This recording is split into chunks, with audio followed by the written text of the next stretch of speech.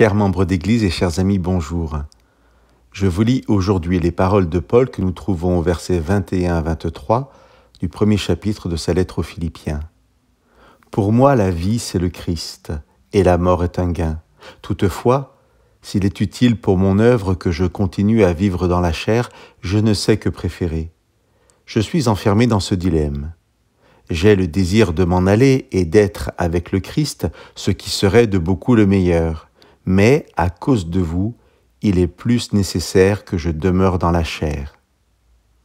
Si nous croyons à l'harmonie des Écritures et à la cohérence de la révélation, au regard de ce que la Bible et Paul enseignent au sujet de la mort et du temps de la résurrection, qu'est-ce que Paul entend en disant que la mort lui est préférable ? Ailleurs et de façon très claire, Paul parle de la mort comme d'un sommeil, et il rappelle dans sa première lettre aux Thessaloniciens au chapitre 4 que les morts ne ressusciteront qu'au retour de Jésus. La personne qui meurt attend dans un sommeil inconscient la résurrection, et il n'y a pas dans la Bible de doctrine d'une âme spirituelle qui irait auprès de Dieu juste après la mort des corps. Alors, à quoi pense Paul quand il dit qu'il lui serait préférable d'être mort et d'être avec le Christ? C'est justement cette réalité de la mort comme d'un sommeil sans conscience qui amène Paul à la préférer à la vie. Paul sait que les peines, les souffrances, les dangers sont le lot quotidien de sa mission. Il écrit sa lettre aux Philippiens en prison, dans les chaînes, dit-il. La mort peut lui sembler de ce fait la dernière étape et la plus douce, car c'est un sommeil, avant de rencontrer le Christ.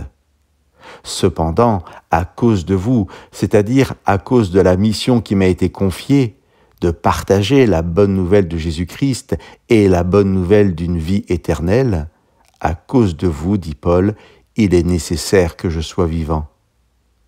Pour éclairer notre texte d'aujourd'hui, je vous invite à le mettre en perspective avec le début du chapitre 3 de la lettre de Paul aux Colossiens.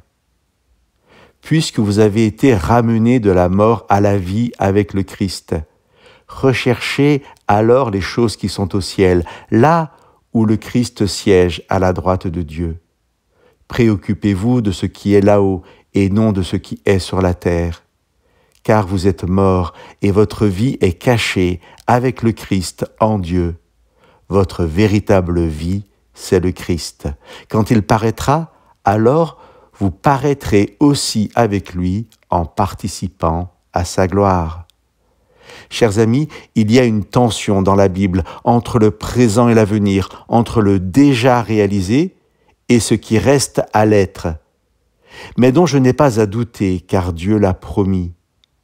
Nous avons déjà présenté l'espérance biblique comme le fait de vivre aujourd'hui de façon spirituelle et par la foi des réalités qui ne seront effectives qu'après le retour de Jésus.